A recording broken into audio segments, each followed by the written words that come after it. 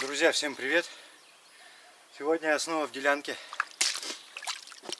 Вчера распилил что-то 9 берез, по-моему, не помню, 9 или 10, полностью на чураки. Стаскал все в кучу, где буду складывать уже костер. Но вчера была очень сильная дождливая погода. Короче, плюнул, не стал колоть. И так уже набегался туда-сюда. Одному-то тяжеловато. Вот сейчас приехал на мотоцикле. Одну кучку уже расколол. Еще две кучки побольше, чем это, надо расколоть. Я думаю, где-то около сажени должно выйти.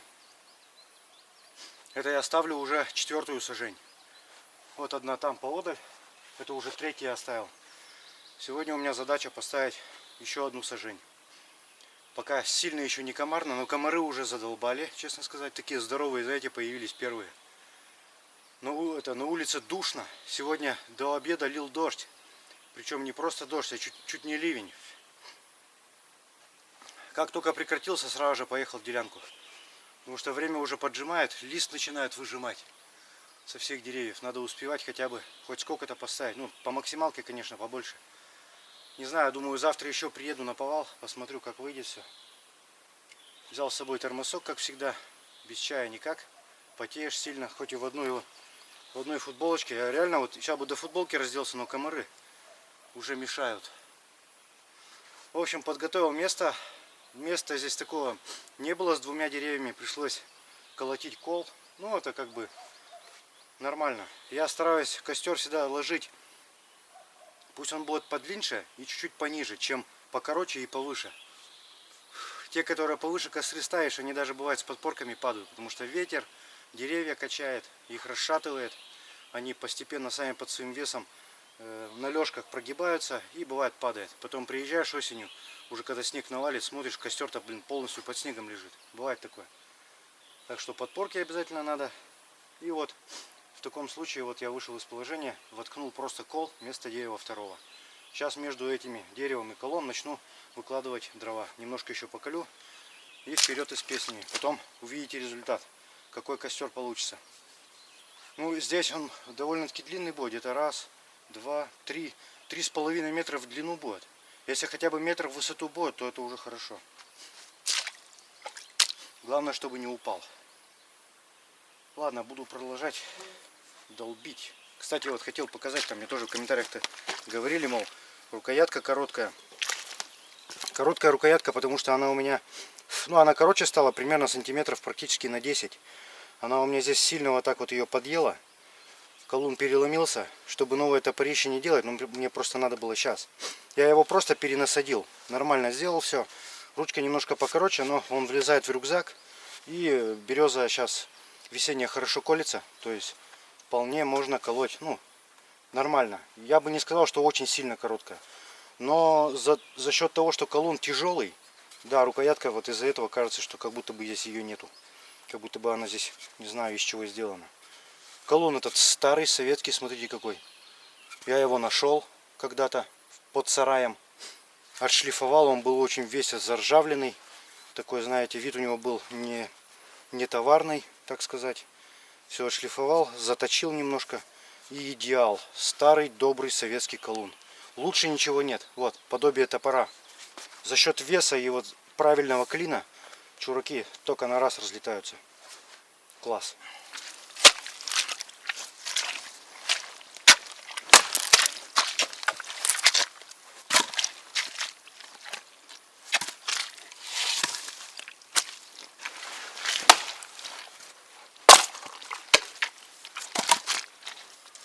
Березу нужно колоть, те, кто не понимают, для того, чтобы она быстрее за лето подсохла к осени, к зимнему, так сказать, сезону.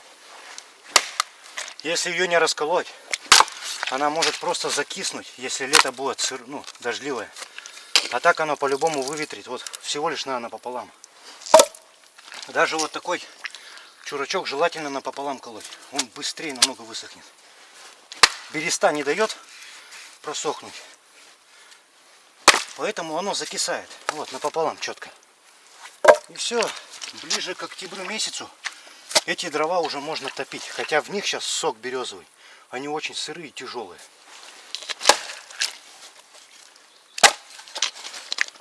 Хорошо бы, конечно, вот так вот работать вдвоем.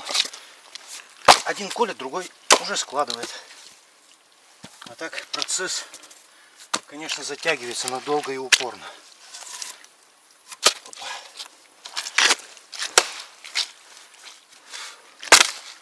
Вот так потихоньку. Раз, два, три. Бывает, надо ударить. Но в большинстве случаев, конечно же, ударять приходится, бывает, всего один раз.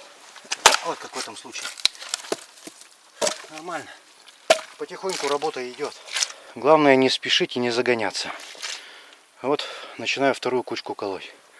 Ну, они такие приличные. Здесь около куба. Та кучка около куба. Плюс-минус. Навскидку так не скажешь, но примерно по кучкам и по количеству берез я могу сказать. Потом, когда уже выложу, могу уже сказать точно, сажень вышла или нет. Ну вот, одну сторону всю переколол. Буквально за 20 минут. Вот тут такие потуже чураки были. По 5-10 раз надо было даже ударить. Суковатые. Чем тоньше, тем хуже колются. Камлевые хорошо колются. Вот так вот. Ну, осталось поменьше уже. Там вторая меньшая часть. Сейчас добью и начну складывать. Птички поют, красотища. Комары только начинают мешать. Вот это, конечно.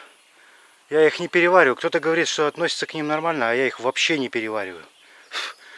Просто они дезориентируют нафиг. Не слышать, не послушать ничего, не посмотреть толком. Все время что-то машешься руками. Не знаю, у меня на них, наверное, аллергия какая-то.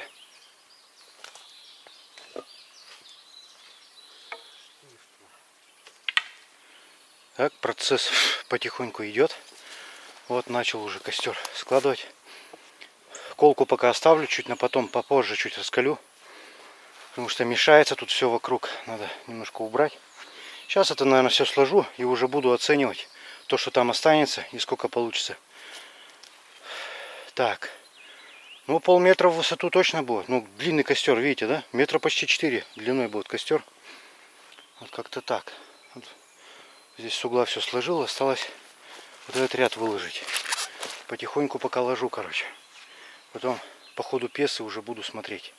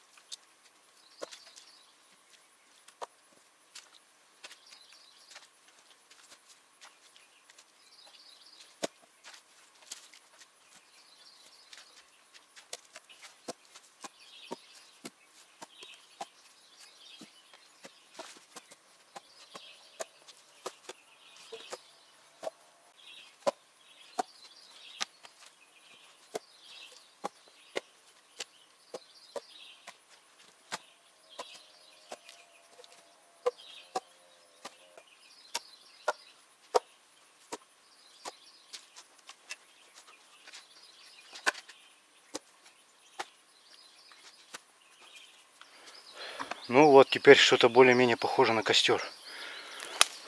Уже скоро будет почти метр в высоту, а я еще вон сколько не переколол. Вот я сейчас все вызыкаю, как раз он будет чуть больше метра в высоту. И почти 4 в длину. То есть сажень по-любому. Вот сейчас еще подпорку надо сделать под этот кол, потому что немножко стало отклоняться. Хороших 2 подпорки такими с развилками найду. Воткну и потом еще с каждой стороны минимум по 2 подпорки, чтобы костер не рухнул. Вот такая работа весенняя. Чтобы зимой не замерзнуть, готовим заранее.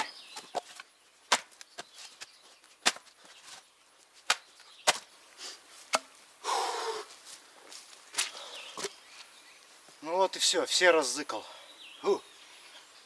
Никакого фитнес-клуба не надо. Вот так вот пару часов помашешь, потом реально пару дней ничего не охота делать. Лишнего ничего не охота. Ну что, осталось сложить. Я тут поначалу, когда колол, немножко так сразу же укладывал, раскалю, раз, сразу положу. Как бы на метр его точно поднял, это железно уже. Сейчас по краям только выложу и его сравняю и посмотрим, какой он будет в целом. То есть почти 4 метра в длину и в высоту метр будет железно. Это хороший костер будет. Так, немножко палка в сторону пошла, подпорочку вот такую рогатку срубаю. Куда-нибудь надо упереть. Тут как раз пень, конечно, неудобно. Надо будет отрубить чуть. Опа. Ага. Все, класс. А, в принципе, наверное, и одной тут хватит. Тут жесткий упор идет в пень. Как раз четко.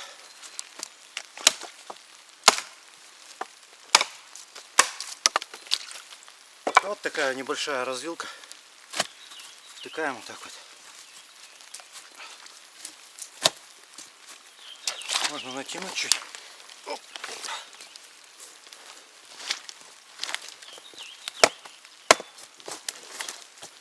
Разворачивается.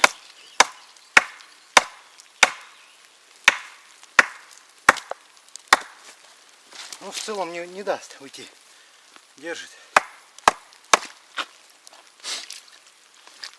Вот такая вот система.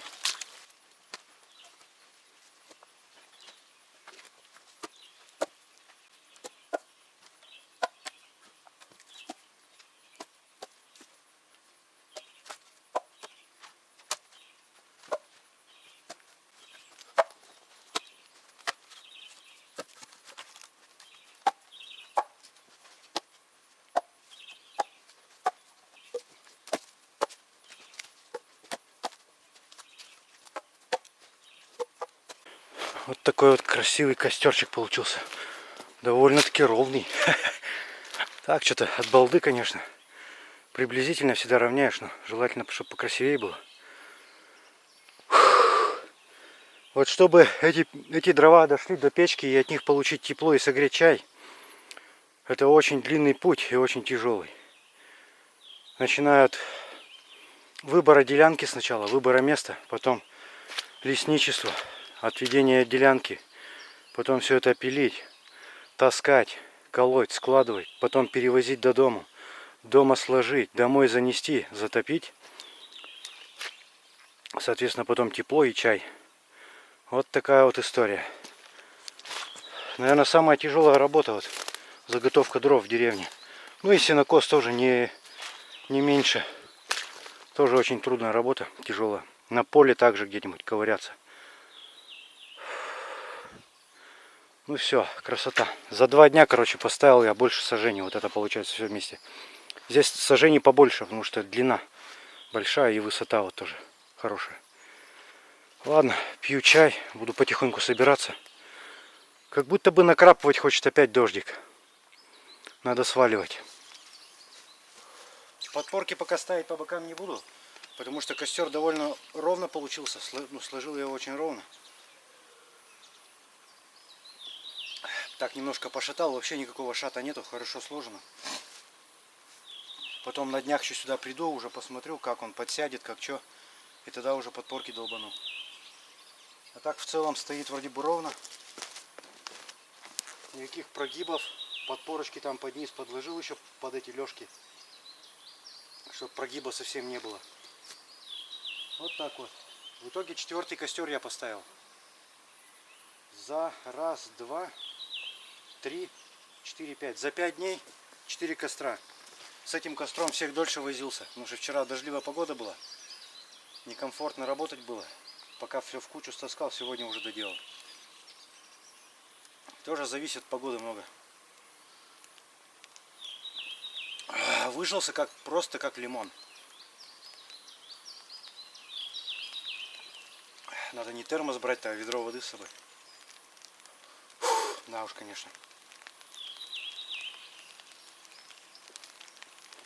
От пол-литровый термос выпил. Видите, дождик накрапывает. Ладно, буду собираться. Вот такое видео сегодня получилось. Небольшое. Спасибо всем за просмотр. Кому понравилось, палец вверх. Всем счастливо.